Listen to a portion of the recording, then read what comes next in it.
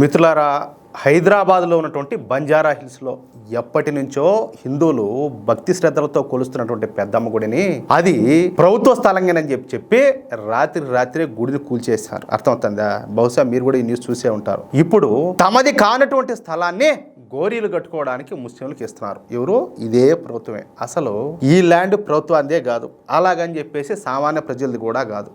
అది మన భారతీయ ఆర్మీది అనమాట.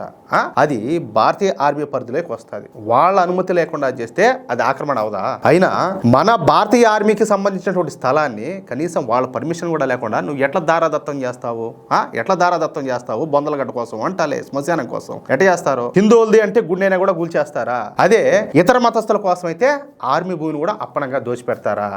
ఏంది అసలు? ఏం జరుగుతుంది? మీరు ఏం ఆలోచన చేస్తున్నారు? ఖచ్చితంగా తప్పు. ఇప్పుడు నేను ఒకటే మాట చెప్తున్నా, చట్టం అందరికి కూడా సమానమైనప్పుడు, రాజ్యాంగం అందరికీ ఒకే హక్కులను కల్పించినప్పుడు ఈ తేడాలు ఎందుకు? హిందువులు అయితే ఒక విధంగా, మిగతా మతాలు అయితే ఒక విధంగా. ఎందుకు అట్లా? అంటే హిందువుల్లో ఐకమత్యం లేదు. వీళ్ళు ఏం చేసినా కూడా వీళ్ళు మూసుకొని ఉంటారు. మిగతా వాళ్ళు అట్లా కాదు కదా, వాళ్ళైతే ఏదో గంప కొత్తగా ఓట్లని ఎత్తుకొచ్చి మనకి వేస్తారనే అట్లా. దీనివల్ల ఏంటంటే ప్రతి ఒక్కరిలో కూడా మార్పు వస్తుంది. దాని తర్వాత మీకే ప్రమాదం. మీకు రాజకీయం, అధికారం అనేది కావాలనుకుంటే అందరినీ సమానంగా చూడండి, లేదా జరిగేటివన్నీ జరిగిపోతాయి. అది విషయం అయితే.